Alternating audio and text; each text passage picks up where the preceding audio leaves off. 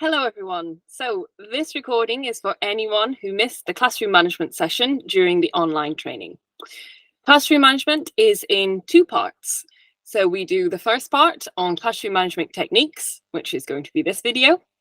And the second part is dealing with behavior issues, which will be in the next part. So let's get started. Firstly, what is classroom management? Classroom management means different things to different people. Often people have different definitions. That doesn't mean that any of them are wrong. People just prioritize different things in the classroom. The key aspects of classroom management can make a long list. There are lots of different things that we need to think about when we are preparing for a lesson. So classroom management basically involves being prepared for your lessons with the materials, the games and the activities, making sure you know the space that you have available and the layout of the space and how that's going to change the dynamic of your lessons, communicating with your students, whether that's giving instructions or praising them or dealing with misbehavior. Setting up and running activities is a key part. And also thinking about how you interact with your students and how that affects the whole lesson. So, as I said, there are so many different things that we could class as aspects of classroom management. The list can be a long one, but we'll go through some key points in this session. So why is classroom management important?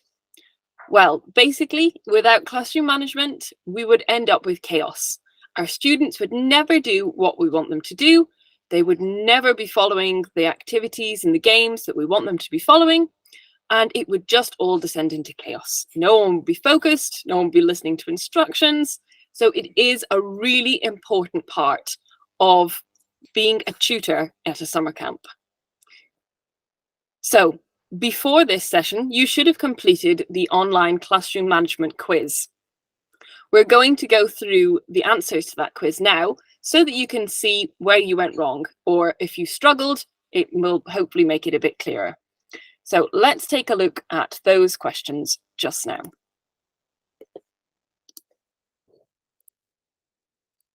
So I'll share the questions so that you can see them. Here we are. So the classroom management quiz. Of course, the first question is describing a situation where you had to use classroom management skills. I've read all of your responses and they were really good. It's always nice to listen to other people's experiences and to share ideas. But let's go on to this next question. So, which are not key parts of classroom management? So we have four options. Considering the classroom environment and space that you have available, correcting every mistake, engaging students, and minimizing inappropriate behavior. So one of these is not a key part of classroom management. And the one that is not a key part of classroom management is correcting every mistake. So we do not want to try to correct every mistake our students make. They will be demoralized if you can constantly correct them. They won't want to keep trying. They will lose their confidence. And at the end of the day, this is a summer camp. We want the students to have fun and feel relaxed. So correcting every mistake is not necessary. Considering the classroom environment and space is very important. You need to be aware of the space that you have available and how that's going to impact your lessons. At summer camp, often you are outside, so that obviously makes things a bit different from working in a classroom, and you have to bear that in mind. Engaging students is really important. You want your students to be engaged at all times, because if they're not engaged, they will not be focused and they will not follow your instructions, and misbehavior might start to creep in. And obviously we want to minimize inappropriate behavior. And there are a variety of ways that we can do this, which we will go through later. Let's go on to the next question. Which are not effective ways to set rules and establish boundaries? Encourage students to discuss and add to the list of classroom rules. This is an effective way for setting rules and establishing boundaries, especially for the older students. It works really well to have a discussion and get them involved in the classroom rules so they feel that their opinion has been heard and they are more likely to feel invested in the rules and then follow them. It's not as easy to do with younger students who won't be able to discuss the rules because their English is more limited, but it does work really well for the older students. Give examples of appropriate behavior. This is a really good way to introduce rules and boundaries. You want to show the students a good example. So show them exactly what you expect from them. Act out appropriate behaviors and act out inappropriate behaviors and show them what you expect and what is acceptable and what isn't. So shouting, fighting, these are all examples of behavior that is not acceptable at camp. So act it out and ask your students, is this appropriate behavior? They should know the answer. Make students copy and memorize your list of rules. This is not an effective way to set rules and establish boundaries. Copying and memorizing a list is boring at the best of times. And when it's a list of rules that you have to follow, it becomes even less interesting. The students will already be fed up with the rules and they're even less likely to follow them. And finally, make sure students know what is expected of them. We want our students to know what behavior is expected of them at camp because then they know exactly what we are expecting and they know what's appropriate. So make everything very clear on the first day. Set the rules and the boundaries, make sure the students know what they can and can't do. And then things will go a lot easier. So making students copy and memorize your list of rules is not an effective way to set rules and establish boundaries. Which are the most effective ways to communicate with your students? Trying to speak over your students when they are loud. This does not work, especially when you have a group of 15 noisy Italian students who are all shouting and talking amongst each other. You will not be able to shout over them. You'll end up losing your voice. And at camp, your voice is your most important asset. You're going to be speaking to the students all the time, whether that's giving instructions or just having a conversation. You need to be able to speak. So save your voice and don't try to shout over the students. They won't hear you anyway. Waiting for silence can be a much more effective technique. So whether you use an attention grabber, which we'll look at later in the session, or just go silent and look unimpressed, usually it's enough. Speak slowly and clearly using gestures and examples.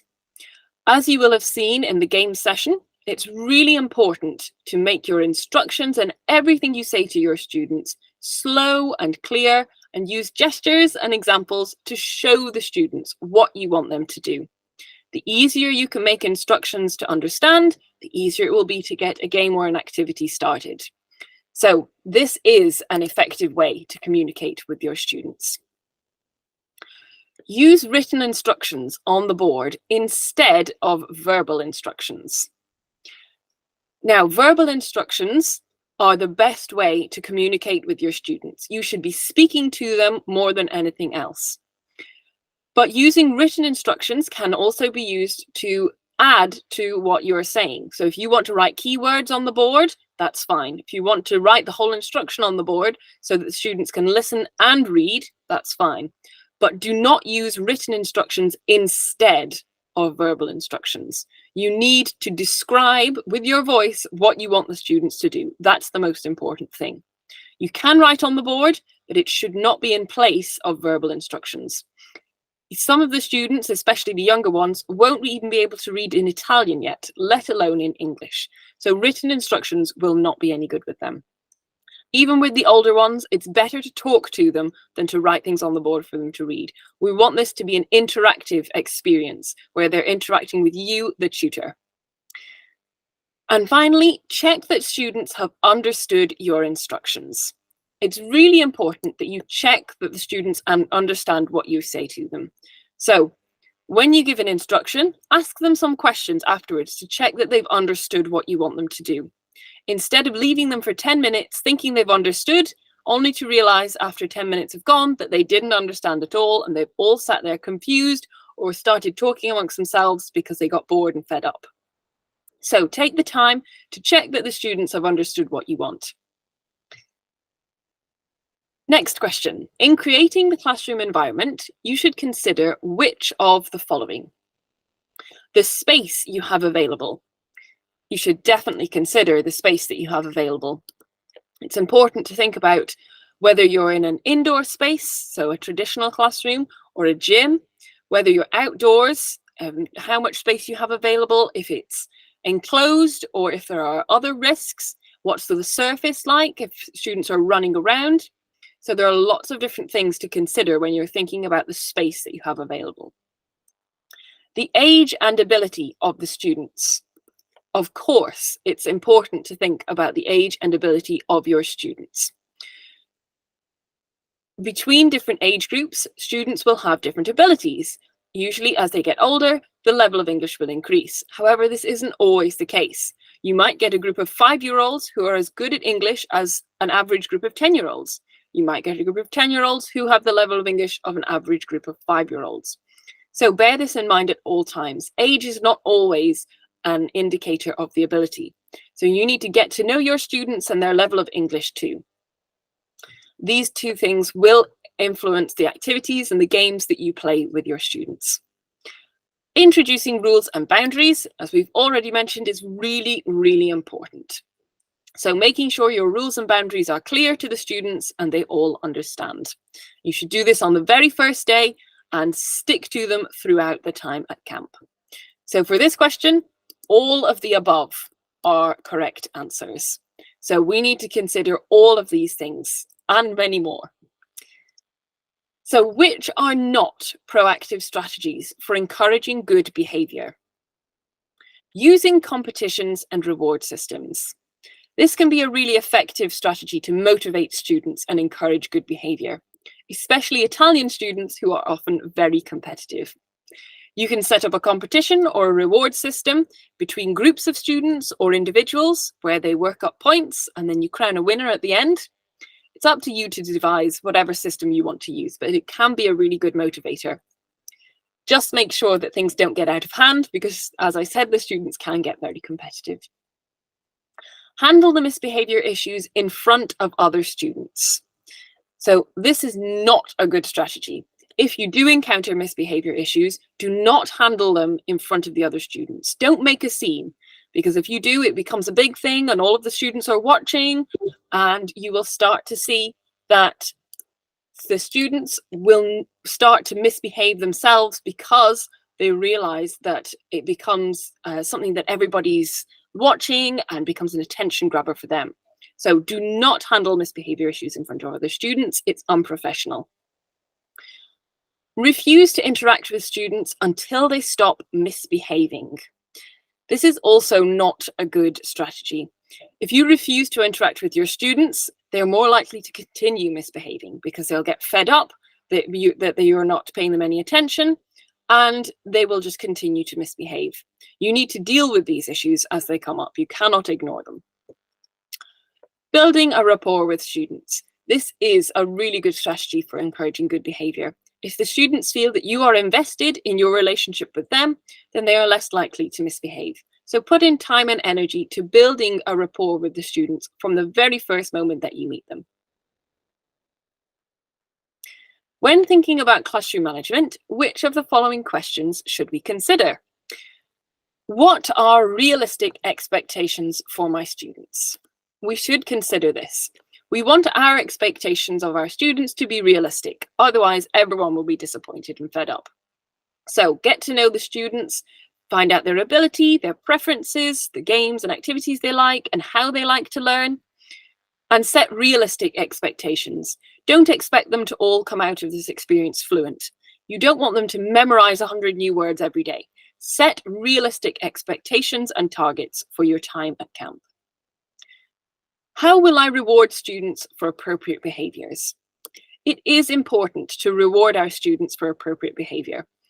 This does not have to be a physical reward. You don't need to buy them sweets or prizes for good behavior. It can simply be praise for good language, participation, and good behavior. Telling a student that they're doing well and that you're pleased with them often goes a long way. So do think about how you are going to reward students for behaving. How will I punish students who misbehave? So although we will encounter students who are misbehaving at camp, we should not think about punishing them. Yes, you can give them consequences for their misbehavior and you should deal with the misbehavior, but punishing is not something that we should think about. It should not be seen as a punishment. There are consequences for misbehavior, but not punishments. Which steps will I take when inappropriate behavior occurs? This is a much more effective question to ask. So think about the steps that you might take if something does go wrong. So consider the behavior that you might encounter, the problems that you might find, and think about the steps that you can take to deal with this when it does arise. So this is a more effective way to think about inappropriate behavior rather than punishing students. And finally, which of these are not effective ways to minimize behavior problems? Separating students who are misbehaving. This is important if you have students who are fighting or who are always talking to each other or always irritating each other. The best thing you can do is to separate them physically in the space, whether that's having them sitting at opposite sides of the classroom, working in other groups. Anything you can do to keep them apart will minimize the issue.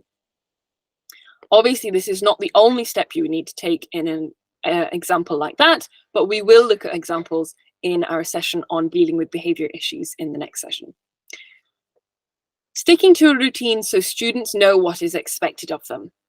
So this is a very effective way for ensuring that you can minimize misbehavior problems. If students are in a good routine, they are more likely to follow your instructions, to stay focused, and there's less opportunity for misbehavior to creep in.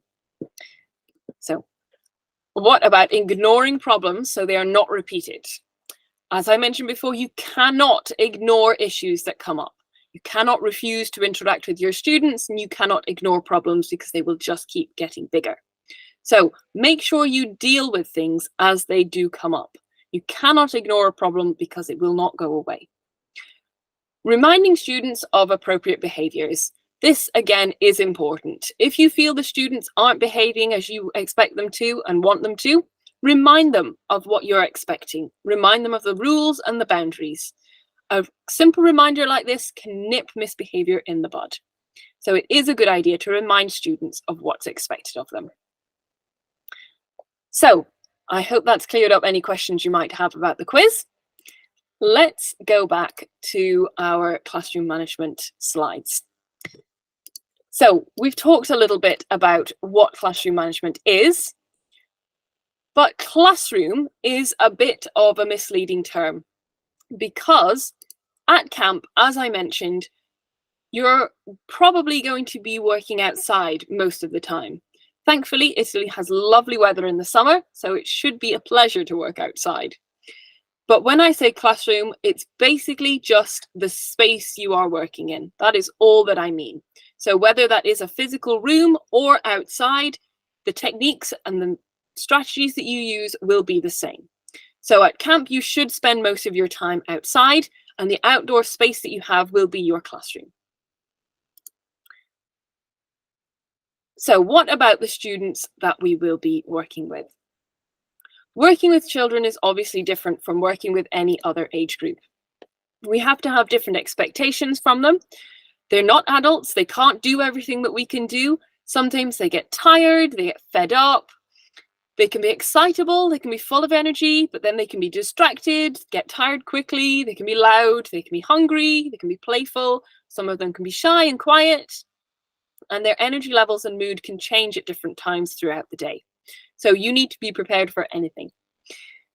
These attributes are magnified for Italian students because they are very expressive and very energetic.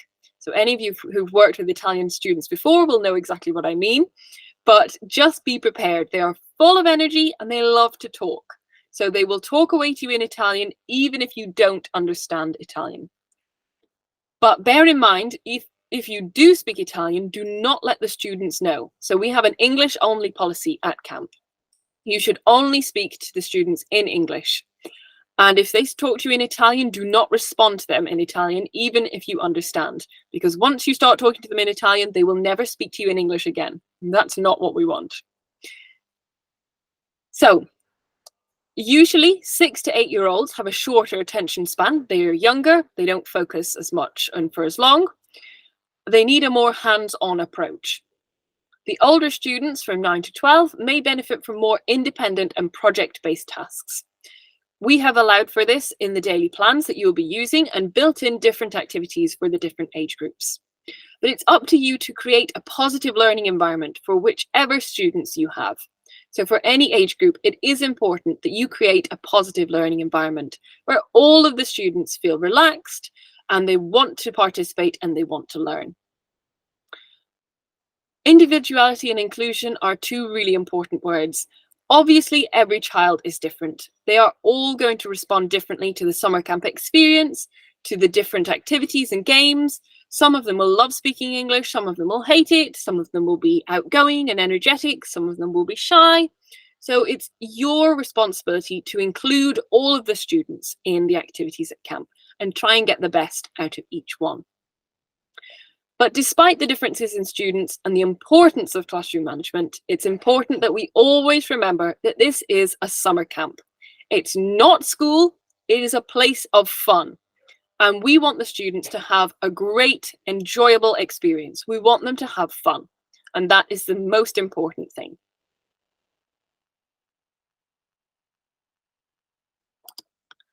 So, a little bit more about classroom rules. It's really important that you have clear rules with your students. You will be provided with 2 sets of rules. So there will be the camp rules, and then the classroom rules, which it's up to you to decide on. You write the list for the younger students. For the older students, you can do collaborative rule setting, where you agree on the rules together, which means that the students feel more invested in the rules. But it's really important that you have these rules and routines to minimize disruptive behavior. So the classroom rules poster is a wonderful thing to do with your students on the first day of camp. Some core rules to be included can be found in the tutor packs under the section on opening of camp and in the breakdown of the first day of camp. There's also a suggestion of how you can introduce these rules with a game called Good Camper, Bad Camper. But feel free to be creative, include your class in the discussion of rules if you can, if they're old enough. And it does work really well with the students if you get them to sign the poster, so as a little contract. So the older students can write their names, the younger students can put a fingerprint. It makes it more official and they're more likely to stick to the rules. But these posters are a great way of getting students to think about what behavior is appropriate in the classroom. Refer back to the classroom management techniques that we'll discuss in this session and use positive language when you're introducing the rules. Although you want the students to realize that they have to follow these rules, you don't want to be introducing a list of rules that sounds very constricting and very scary. You want to use positive language and create a positive learning environment. Establishing a routine is really important. So with the rules comes routine. Children need a routine as it gives them the sense of reassurance in a new setting. Some of these students might never have participated in a summer camp before. It could be a totally new experience. So having a good routine with your class can minimize disruptive behavior, and you want to start as you mean to go on from the very first day. Use your classroom management techniques to introduce routines so that the students will stick to the rules. So raising their hand when they want to speak, turn it into a game where you practice raising your hand and speaking. We've introduced lots of games on the first day of camp where you can practice setting these routines and practice following the rules and appropriate behavior. Classroom management strategies, when done well, can make students feel safe and secure, and they will likely have a positive impact on their motivation and productivity. So it's essential that students are supervised at all times. This is a really important point. That's one of the rules that the tutors have to follow. So the student should always be supervised. No matter what's going on, you cannot have one student wandering off. If they need the toilet, then make it a class group trip to the toilet so you can keep an eye on everyone. Don't let the students go off everywhere, wherever they want to be. They must be supervised at all times. So, classroom management techniques. Good classroom management can prevent behavior problems. So we can think of lots of different classroom management techniques. The list is potentially endless. There are lots of different things that you could class as a classroom management technique, and all of them can be helpful in different situations. But we're going to go through a short list of some of the key points. This is by no means an exhaustive list. There are lots of other things that you can and should use in the classroom, but these are a few key points. So here is the overview of the classroom management techniques we will go through in this session. I'm going to go through each one individually, and we'll talk a little bit about what each one means. But first, let's go through the list. So building a rapport, as we've already mentioned. Enthusiasm and energy, which you will have seen in the game session, is really important. Repetition of language and variation of activities, two different ideas, but both equally important. Clear and simple instructions that we discussed in the quiz. Interaction patterns and classroom space, two other important things to consider. Competition, scores and reward systems, again already mentioned. Positive reinforcement and positive learning environment. Again, we have mentioned these briefly, but they're really, really important. Attention grabbers, I'll explain what those are. And be prepared and stay calm, a really important point that we will talk about at the end. So let's start and go through these one by one. So building rapport with your students. You want to be their mentor. Your official title is tutor, so you're not a class teacher. You want to be something between a teacher and a friend. You want to be their mentor. So it can be a bit of a difficult balance to strike, but once you get it right, it pays dividends. So teach in a fun and engaging environment, but make sure they know you are the boss. You want your students to be aware that what you say goes, so they have to follow your instructions and your rules. But putting time and energy into building a relationship with your students makes a big difference. If they feel that you're personally invested in camp and in this class, they're much more likely to be engaged and to listen to what you say. So take an interest in what interests them, learn everyone's names. It's a small thing, but it goes a long way. And build a relationship with your students.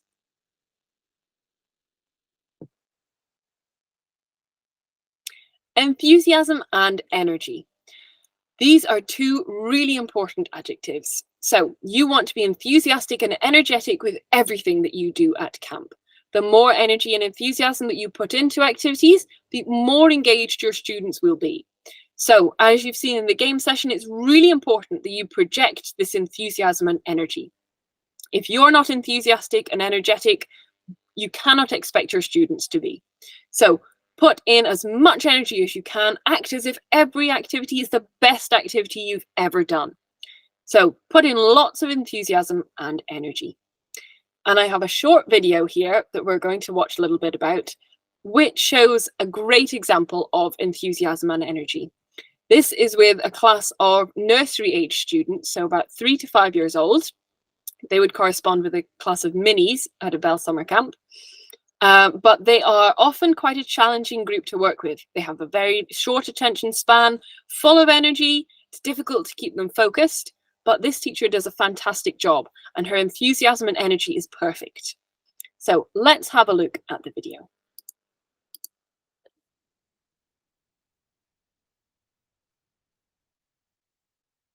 One, two, 3, 4, 5, 6, 7, 8, 9, 10.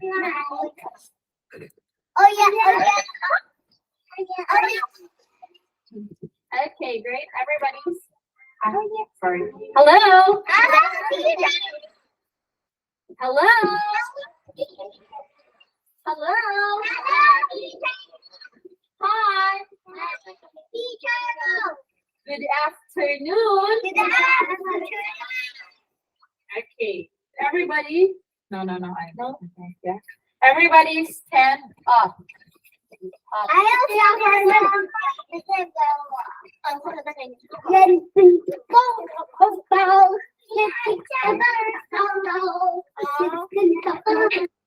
So you can see she has a great routine with her class. They probably start every lesson the same way with this same movement routine and hello routine.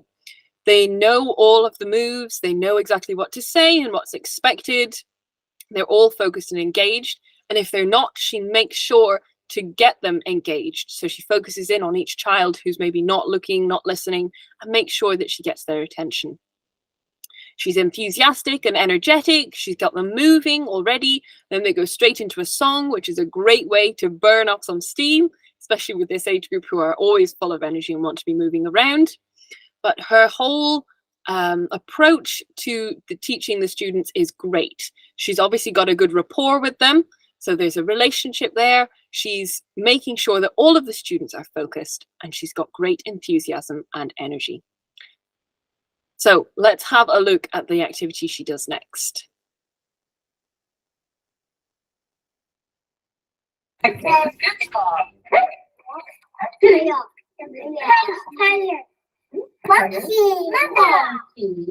What animal is it? Okay, good. Everybody to say, it's a cow. Is it? Okay. Make it soft. Okay, good job. Amy. What is it? What? Good. How about this?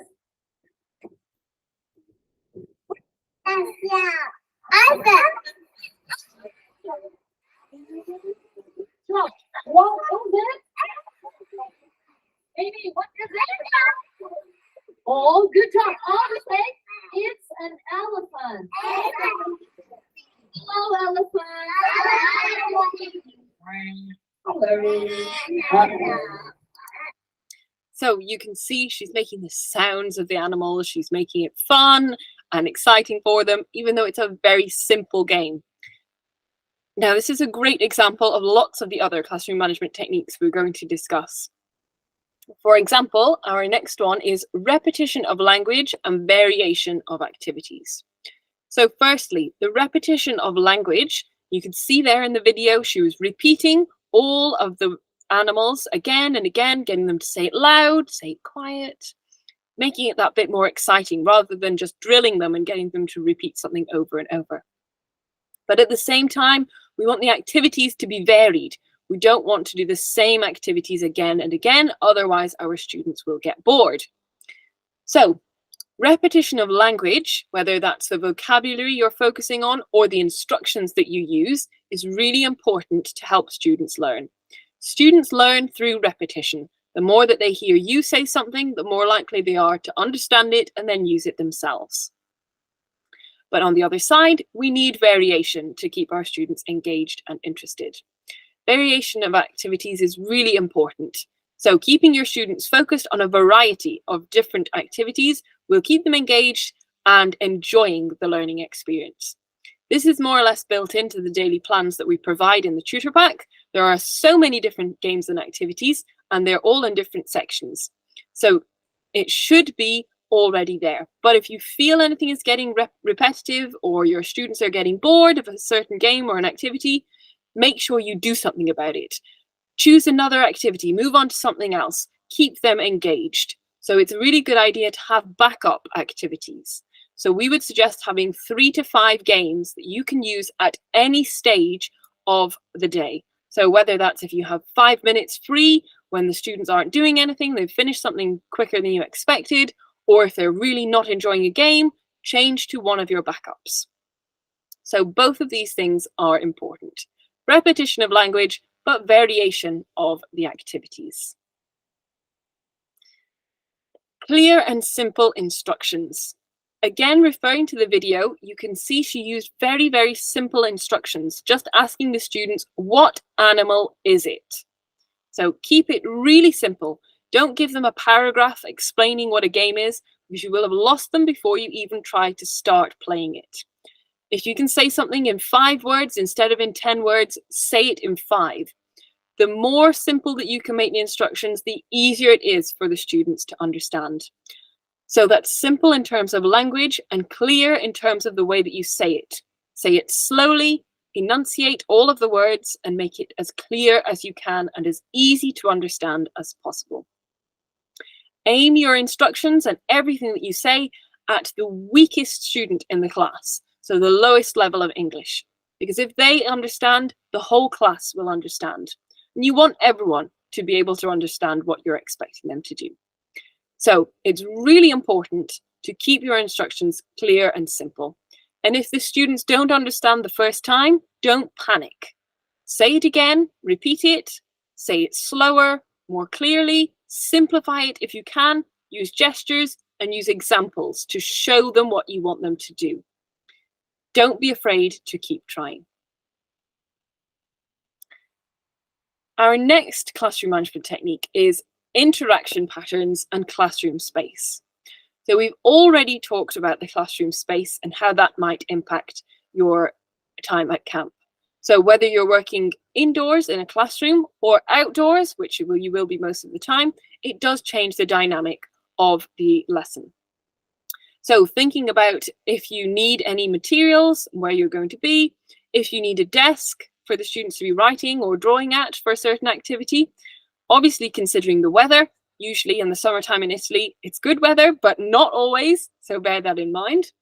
But considering the space you have available and setting boundaries in that space. So not leaving the classroom without permission, making sure the students know where they can and can't go when they're outside, making sure the boundaries are really, really clear. Interaction patterns, on the other hand, refer to the interaction between you, the tutor, and the students, and between the students themselves.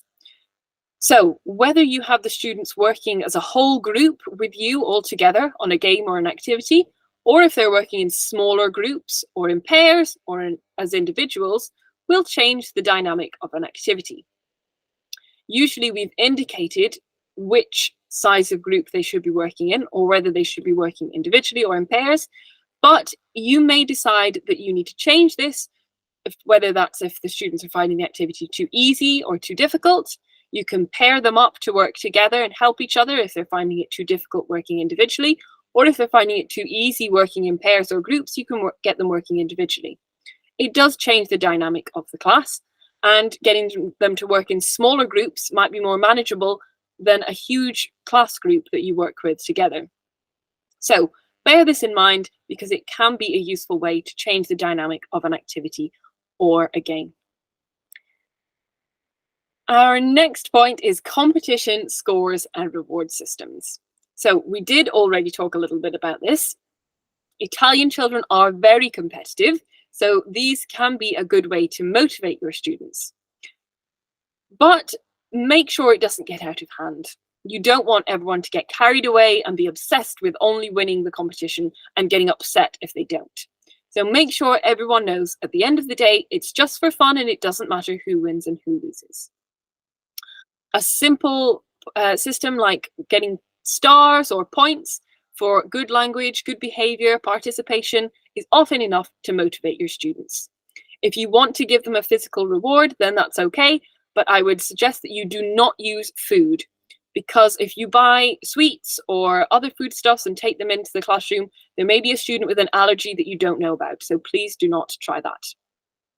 Often a paper star with first place or champion or something like that written on it is plenty of a reward enough.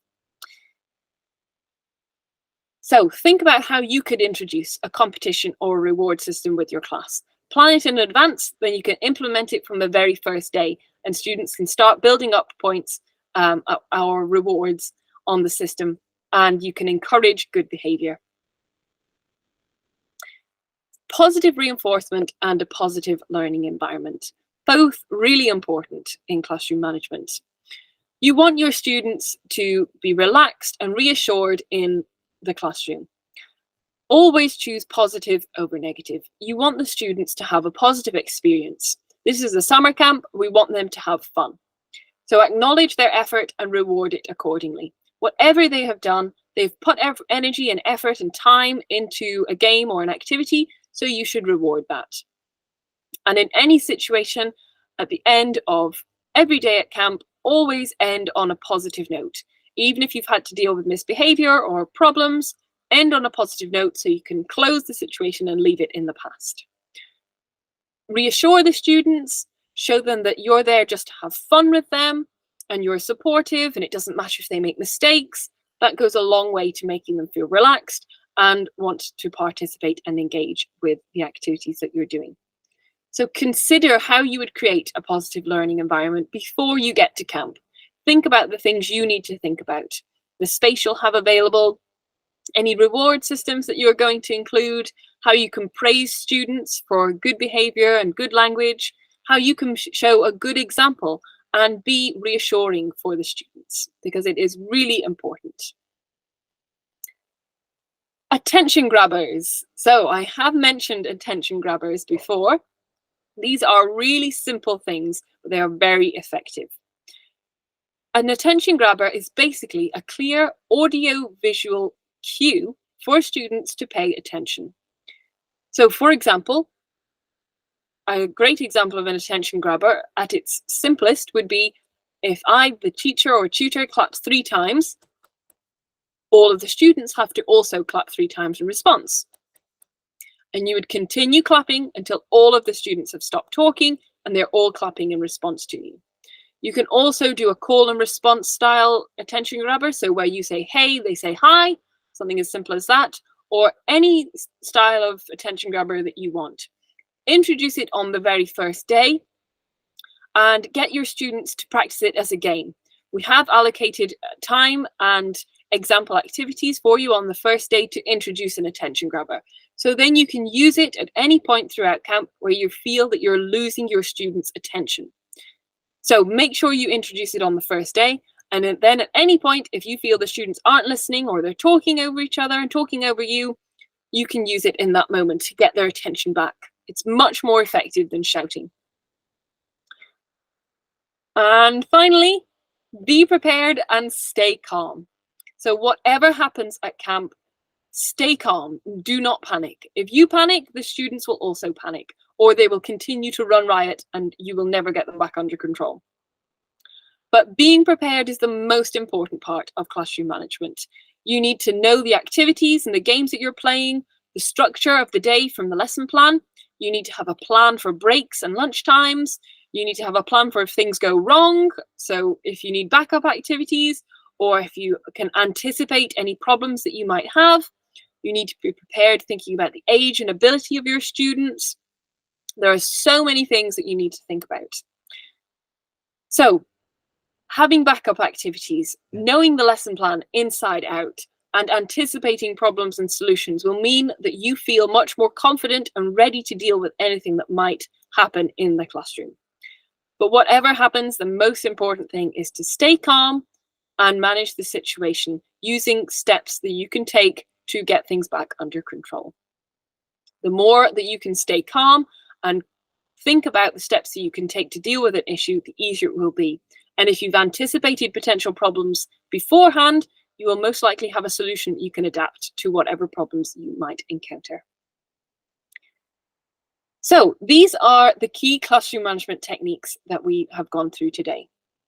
Building rapport, enthusiasm and energy, repetition of language but variation of activities, clear and simple instructions, interaction patterns and classroom space, competition, scores and reward systems, positive reinforcement and a positive learning environment, attention grabbers, and being prepared and staying calm. So these are our key points from today. If you have any questions, please feel free to get in touch. These slides will be uploaded to the Google Classroom page after part 2 of Classroom Management in the training, and you will have access to them, so you can refer to them at any time. But again, if you have questions, please get in touch with us. So I'm Sophie. You can reach me at sophie@bellbeyond.com by email, and I will be also available on WhatsApp when we have our group chats for all of the camps. But please reach out and ask us any questions that you might have about classroom management, because it is a really important topic. So Thank you for your attention, and I hope you enjoy the rest of training. Thank you.